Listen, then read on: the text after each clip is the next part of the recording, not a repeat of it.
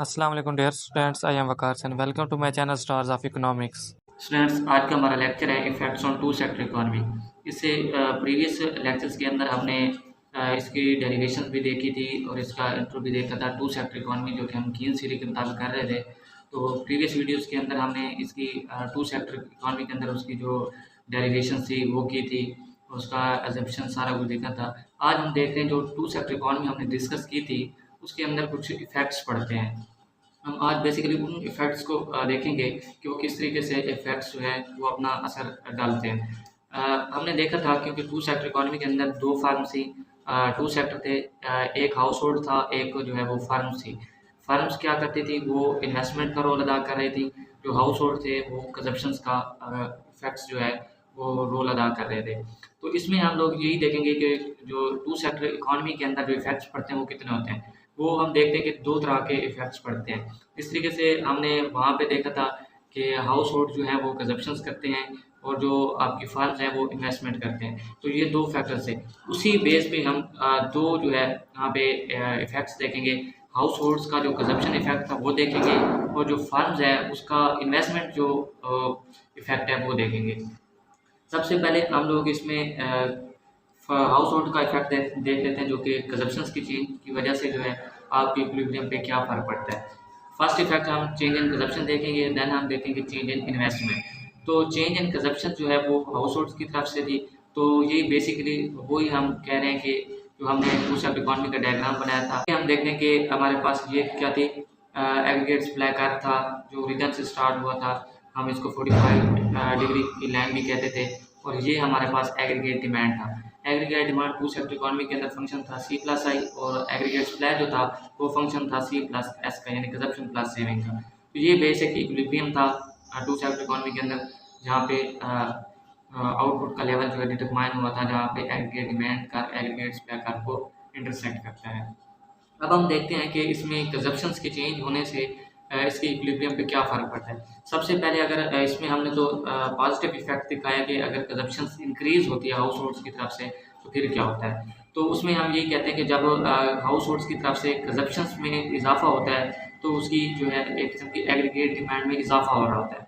जब आपकी aggregate demand में इजाफा होता है तो आप लोग क्या करते हैं कि उसकी प्रोडक्शंस के लिए ज़्यादा से ज़्यादा लेबर हायर करते हैं, कि जो आपकी ये गैप आ रहा है, एग्रीगेट डिमांड बढ़ रही है, उसकी नीड्स को फुलफ़िल करने के लिए आपको इज़ाफ़ी जो है वो लेबर ज़रूरत पड़ती है। फिर आप लोग हायर करते हैं, जिससे मोर लोगों को जो है वो एम्प्लॉयमेंट अपॉर्चुनिटीज़ मिलती हैं। तो देन जाके जब हमारी कंज़प्शन बढ़ती है तो एग्रीगेट डिमांड बढ़ती है। जब उसको बढ़ाने के लिए हम लोग ये सारा कुछ प्रोसेस करते हैं कि उसमें हम एम्प्लॉयमेंट बढ़ा देते हैं।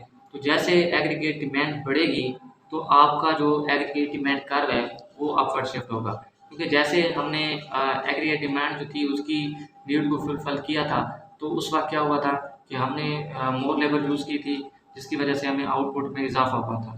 तो जैसे हमारा एग्रीगेट डिमांड कर्व जो है ये देखें सी प्लस चेंज इन सी, यानी हमने कंजप्शन में पॉजिटिव इफेक्ट दिखाया कि ये इंक्रीज हो रही है कंजप्शन हाउस होल्ड की तरफ से, प्लस इन्वेस्टमेंट।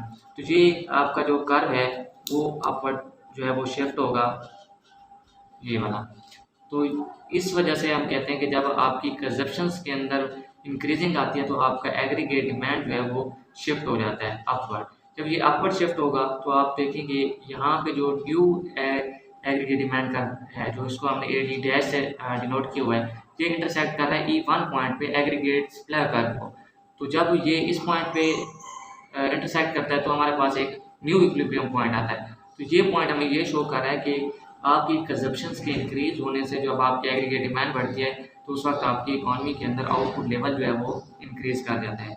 अगर इसी तरीके से हम लोग इस पर डिक्रीजिंग इफेक्ट्स देखें, तो उसकी बात करें, तो ये सेम इसका इन्वर्स प्रोसेस होगा। जिस तरीके से हमने कहा था कि जब एग्रीगेट डिमांड बढ़ती है तो आपकी उसको फुलफिल नीड करने के लिए, नीड को पूरा करने के लिए आप लोग उसमें क्या करते हैं और मज़ीद लेबर हायर करते हैं, और आप उससे जो है लेबर की एम्प्लॉयमेंट अपॉर्चुनिटीज़ भी बढ़ जाती हैं, और उसके साथ साथ जो है आपकी इकॉनमी के अंदर जो है वो आप आउटपुट का लेवल बढ़ जाता है।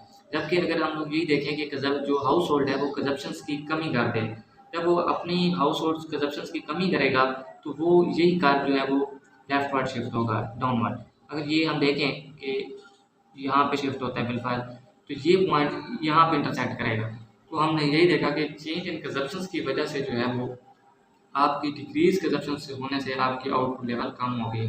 तो हम लोग ये कह सकते हैं कि कंजप्शन के और आउटपुट के दरमियान पॉजिटिव रिलेशनशिप है। अगर आप हाउस होल्ड जो है वो कंजप्शन जो है वो इंक्रीज करता है तो आपके आउटपुट में इजाफा होगा, अगर वो कंजप्शन डिक्रीज करता है तो आपके आउटपुट में कमी वाक़ होगी। तो ये हमारे पास एक पॉजिटिव रिलेशनशिप ज़ाहिर होता है। इसी तरीके से अगर हम फंड्स की बात करें, चेंज इन इन्वेस्टमेंट, क्योंकि इन्वेस्टमेंट जो है वो फंड के रोल से अदा होती है, तो इस वजह से हम यही कह रहे हैं कि जो ये हमारे पास E1 बेसिक इक्विलिब्रियम है, जहाँ पे एडी डिमांड का और एग्रीगेट सप्लाई कर्व इंटरसेक्ट कर रहे हैं ई पॉइंट पर, तो यहाँ पे आउटपुट का जो इक्विलिब्रियम था वो ये था। इसी तरह हम लोग कहते हैं कि एक फर्म्स के अंदर इन्वेस्टमेंट जो है वो इंक्रीज हो जाती है। जब इन्वेस्टमेंट इंक्रीज होगी तो उस वक्त क्या होगा कि आपकी एग्रीगेट डिमांड जो हमने कंजप्शंस के अंदर प्रोसेस किया था, इसी तरीके से यहाँ पे भी यही प्रोसेस होगा। जब आपकी इन्वेस्टमेंट इंक्रीज होती है तो आपकी आउटपुट जो है वो बढ़ जाती है। इसी तरीके से जब आपकी एग्रीगेट डिमांड के अंदर, क्योंकि C+I का फंक्शन था, इसी अंदर हम लोग क्या करते हैं, इन्वेस्टमेंट की इंक्रीजिंग कर देते हैं। तो हमने ये देखा है कि C+I प्लस चेंज इन आई, यानी इन्वेस्टमेंट के अंदर हमने इंक्रीजिंग लेके आए हैं। जब इंक्रीजिंग लेके आए हैं तो आपका जो एग्रीगेट डिमांड कर रहा है वो अपवर्ड शिफ्ट होगा, और वो E1 पॉइंट पे जो है वो एग्रीगेट सप्लाई कर्व को इंटरसेक्ट कर रहा है। तो ये पॉइंट जब इंटरसेक्ट करता है तो हमने देखा कि आपकी इंक्रीजिंग की वजह से, इन्वेस्टमेंट की इंक्रीज होने की वजह से आपकी आउटपुट लेवल बढ़ गई है। इसी तरीके से अगर हम लोग कहते हैं कि फर्म जो है वो इन्वेस्टमेंट डिक्रीज करती है, तो सेम एज इस तरीके से हमने कंजप्शन के अंदर देखा है, इसी तरीके से जो है वो आपका एग्रीगेट डिमांड का जो है वो यहाँ पे डाउनवर्ड शिफ्ट हो जाएगा।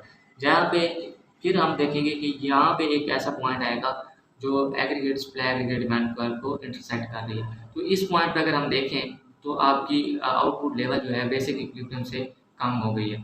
तो इसमें भी हम यही देखते हैं कि जो हमारे पास चेंज इन इन्वेस्टमेंट आती है उसका पॉजिटिव रिलेशनशिप है आउटपुट के साथ, क्योंकि हमने यही देखा कि जब आपकी इन्वेस्टमेंट इंक्रीज होती है तो आपकी आउटपुट इंक्रीज होती है, अगर आपकी इन्वेस्टमेंट डिक्रीज होती है तो आपकी आउटपुट डिक्रीज हो जाती है।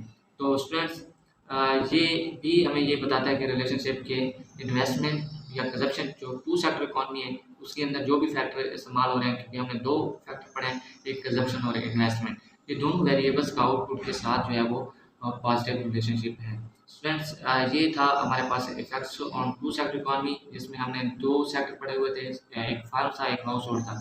हाउस होल्ड जो था वो कंजप्शन का की रोल अदा कर रहा था, और जो फंड्स के अंदर थी वो इन्वेस्टमेंट की रोल अदा था। तो इसके अंदर जो हमने उसी बेस पे हमने इन दोनों का इफेक्ट्स देखा टू सेक्टर इकॉनमी पर, तो हमें ये बताता है कि जो आपका कंजप्शन और इन्वेस्टमेंट वेरिएबल्स यूज़ हो रहे थे टू सेक्टर इकॉनमी के अंदर, उनका आपका जो है वो पॉजिटिव रिलेशनशिप है आउटपुट के साथ। तो स्टूडेंट्स, अगर इसमें किसी किस्म का कोई क्वेश्चन है तो आप मोबाइल पास में पूछ सकते हैं, इससे भी आपको क्लियर आंसर दिया जाएगा। अगर आपको हमारी वीडियोस अच्छी लगी है तो आप हमारे चैनल को सब्सक्राइब करें, शेयर करें, लाइक करें और बेल आइकन को भी प्रेस कर दें, ताकि जब न्यू नोटिफिकेशन आए तो आपको इजीली मिल सके।